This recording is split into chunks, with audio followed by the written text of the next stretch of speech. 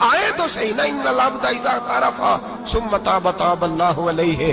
میرے حبیب نے فرمایا بندہ جب رو کے کہتا ہے نا یا اللہ غلطی ہو گئی معاف کر دے، فرمایا میرا مالک اسے فوراً ہی معاف فرما دیتا ہے۔ تو آ تو صحیح، تو آتا ہی نہیں، تو آ ہی نہیں رہا، تو گھر میں بیٹھا ہوا ہے، تو سویا ہوا ہے، تو دکانداری کر رہا ہے، تو پیسے گن رہا ہے، تو آیا ہی نہیں، آ تو صحیح۔ بلکہ میرے نبی پاک فرماتے ہیں جب اللہ پاک کا بھاگا ہوا غلام آتا ہے پھر تو اللہ زیادہ راضی ہوتا ہے، پھر تو اللہ زیادہ راضی ہوتا ہے، زیادہ راضی ہوتا ہے۔ تو آ تو صحیح، پاس تو صحیح۔ بلکہ صوفیاء تو اور بات کرتے ہیں، وہ کہتے ہیں تو کبھی بھول کے بھی رب رب کرے تو اللہ تو اسے بھی قبول کر لیتا ہے، بھول کے۔ ملا رومی کہتے ہیں بنی اسرائیل کا بندہ ہے، صنم پتھر کو کہتے ہیں، بت کو کہتے ہیں، بت کے سامنے کھڑا ہے اور ساری رات کہتا ہے یا صنم یا صنم یا صنم، اے پتھر اے بت، ساری رات پکارتا رہا۔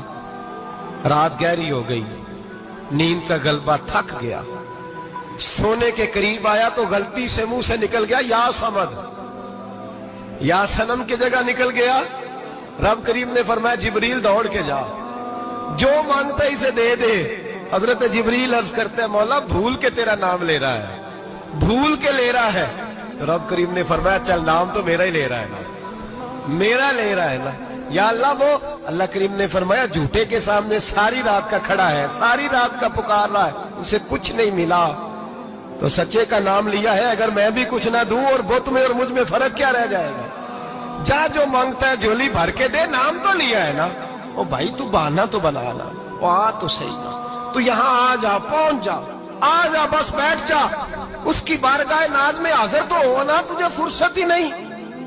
تو یاروں کے لیے ٹائم نکالتا ہے، بازاروں کے لیے ٹائم نکالتا ہے، گلیوں کے لیے ٹائم نکالتا ہے، چوکوں چوراہوں کے لیے ٹائم نکالتا ہے، ہفتے میں ایک دن ہوٹلنگ کے لیے بھی جاتا ہے، لیکن کبھی چھپ کے دو نفلوں کی تجھے توفیق نہیں ہوتی۔ اور میں کئی دفعہ کہہ چکا ہوں جس بندے کو بغیر عبادت کے رزق زیادہ ملنے لگ جائے اس پر آزمائش ہوتی ہے رب کریم کی۔ اللہ فرماتا ہے اس کو پیسے دو، اسے آنے نہ دینا، اس کو چل پیسے دوڑ جا۔ لوگ سمجھتے ہیں میں بڑا ذہین ہوں، عقل مند ہوں، دیکھو میں اپنی ہوشیاری سے چلاکی سے آگے نکل گیا، تو آزمائش ہے، یہ تو آزمائش ہے رب کریم کی طرف سے، یہ تو اس کی خفیہ تدبیر ہے۔ میرے بھائی اس کی بارگاہ ناز تک جو آ گیا، آنا تو ہماری ذمہ داری ہے کہ نہیں؟ پھر اس کی رحمت آگے بڑھ کے استقبال کر لیتی ہے، پھر اللہ کا فضل اس کو تھام لیتا ہے اس بندے کو۔ اور خدا کی رحمت کتنی زیادہ ہے، میرے حبیب کریم سید عالم صلی اللہ علیہ وسلم نے فرمایا اللہ نے اپنی رحمت کے 100 حصے کیے۔ حضور فرماتے ہیں ایک حصہ اللہ نے دنیا میں نازل کیا ہے، کتنا؟ ایک حصہ۔ فرمایا یہ جو ماں بیٹے سے پیار کرتی ہے، باپ بیٹے کے لیے مزدوری کرتا ہے، جو بہن بھائی کے لیے روتی ہے، یہ جو بیوی شوہر کے لیے دعا مانگتی ہے، یہ جو بچے ماں باپ سے پیار کرتے ہیں، فرمایا یہ اس ایک رحمت کا نتیجہ ہے، ایک رحمت کا نتیجہ۔ تو صحابہ کہنے لگے یا رسول اللہ وہ 99 کدھر ہیں؟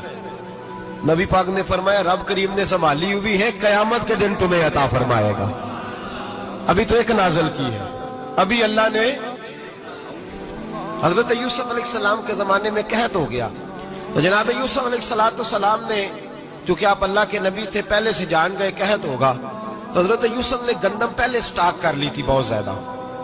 باقی علاقوں میں جب قحط پڑا نا، اب سب لوگوں نے مصر کی طرف رجحان کیا گندم لینے کے لیے، تو حضرت یوسف علیہ السلام نے نا شہر کے دروازے پر بندے کھڑے کر دیے، فرمایا جو بندہ آئے نا اسے 2 سوال پوچھنا، جو آئیں گے لوگ گندم خریدنے، جو آئے 2 سوال پوچھنا، ایک پوچھنا کہاں سے آیا ہے اور ایک پوچھنا لے کے کیا آیا ہے، ایک پوچھنا سمجھ آ رہی ہے بات کی، اور دوسرا پوچھنا کہ لے کے سونا لے کے آیا ہے، چاندی گندم خریدنی ہے تو کیا چیز لے کے آیا ہے، کہ نقد پیسے لایا ہے، یہ پوچھ لینا۔ جو آئے 2 باتیں پوچھنا، ایک پوچھنا کہاں سے آیا ہے اور دوسرا پوچھنا کیا۔ ایک روایت میں 3 سوال بھی ہیں، لیکن فرمایا پوچھنا 2 سوال ضرور۔ انتظار تھا نا بھائیوں کا کنان سے آنے والوں کا، فرمانے لگے سب سے 2 سوال پوچھنا، جب کنان والے آئے نا ان سے صرف اتنا پوچھ لینا کہ وہ کہاں سے آئے ہیں، اگر پوچھے نا کنان سے آئے ہیں تو پھر یہ نہ پوچھنا کیا لے کے آئے ہیں، پھر میں جیب میں خود ٹٹول لوں گا وہ کیا لے کے آئے۔ باقیوں سے 2 سوال، जब मेरे भाई आए ना, भाई भाइयों दे वैरी हुंदे ते भाई भाइयों दी बावां, जब मेरे भाई आए तो उनसे ये नहीं पूछना कि वो क्या, बस ये पूछना कि कहां से, इतनी बात पूछना, बाकी मैं पूछ लूंगा। आप फरमाने लगे रब भी फरिश्तों से कहता है तुम कब्र में ना मेरे बंदों से ज्यादा सवाल ना करना, बस ये पूछ लेना मुझे मानते हैं, मेरे नबी को मानते हैं, कब्र में तुम इतने सवाल पूछ लेना, बाकी लेके क्या है वो मैं खुद ही पूछ लूंगा। फरिश्तों के सामने रब करीम अपने बंदे को बेआबरू करना, बस तू ये बता दे अल्लाह रसूल को मानता है कि नहीं, बाकी जो तेरा हिसाब किताब है ना, अल्लाह फरमाते हैं मैं क़यामत में कर लूंगा।